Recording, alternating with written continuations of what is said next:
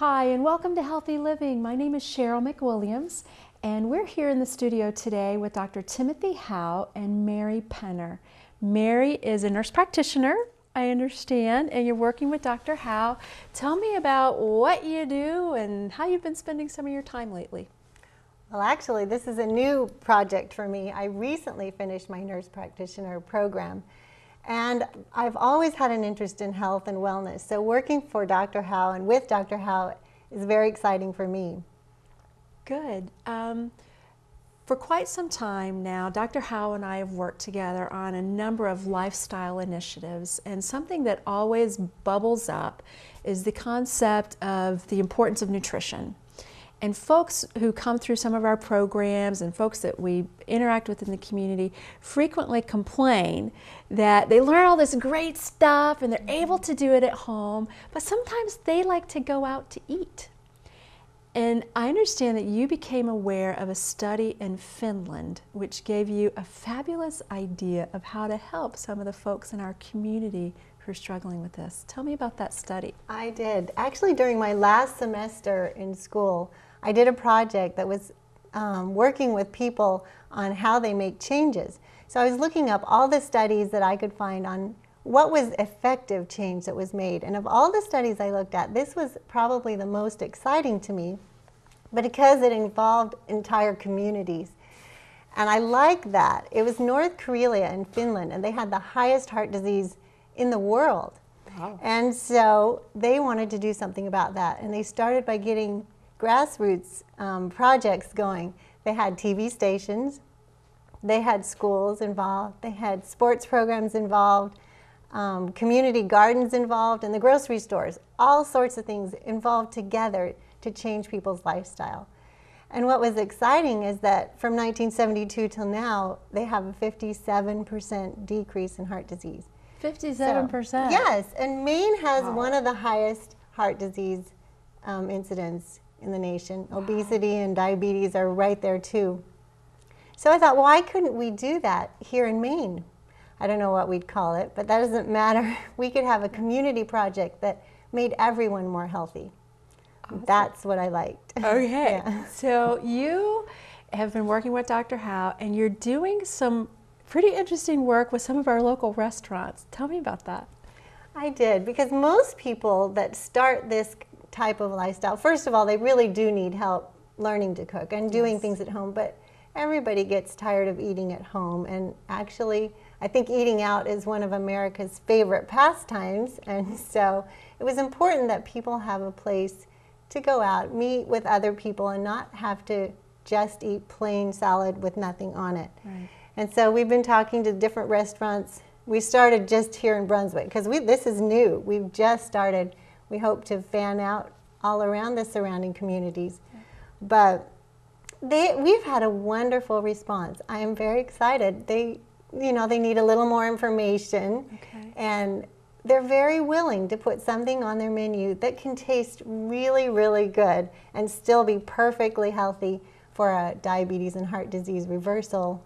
We don't really want to call it a diet. It's a program, it's a lifestyle, and it's not a diet. You can eat as much as you want, pretty much, okay, and still be eating very healthy. Okay, so if I had a restaurant and you were coming to see me, what is this diet like? What would I have to do as a restaurant owner?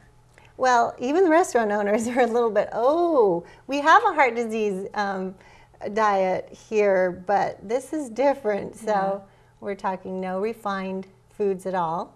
So that means no refined oils and no refined sugars. And that is a little bit different for them. There's also no refined other foods as far as wheat, flours. You're wanting the whole wheat instead of white. Right. Brown rice instead of white rice. Okay. So it's a little bit different, okay, and no meat products, no obviously. Animal products at all. Right. It's a vegan diet, but it's not just a vegan diet. Vegan, of course, is no animal products, but this goes a step further. It's not a diet that everyone needs, but it's specifically designed to reverse heart disease. Not just treat it, but to reverse coronary artery disease and to reverse diabetes type 2. it's amazing if people go on this, how quickly things change. It reverses not only coronary disease, but vascular disease anywhere in your body. I've had patients go on it, and within 2 weeks, their arteries that were narrowed to their legs regain the ability to redilate, and they can walk without pain for the first time in years, all without surgery. It's a very, you need to think of the diet this way. Usually you take medicine out of a bottle. Now food becomes your medicine, and medicine becomes your food. And it has fewer side effects. Yes, Right. fewer Yay, side no effects, side that's true. And what's more, it tastes really good. Right. Once you learn how to cook it, it's delicious. Okay. People come to eat at our home all the time, many who are not vegetarian or not vegan, and they say, this is good. Right. And it really is tasty.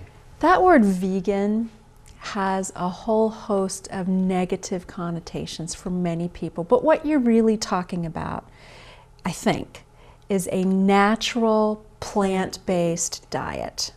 It's whole plant food, whole, Okay. unrefined. You can have some nuts, you can have some olives, but we avoid the oils from both. You can certainly have corn, but we avoid the corn oils. You can have soybeans, although you don't have to have them, but not the soybean oil. The reason for that is simple. With the vascular disease, if you expose your arteries to oil in the diet, you lose the ability to dilate those arteries. If you have normal arteries, that's not a real big problem. A few hours after you eat, you regain it and you're okay.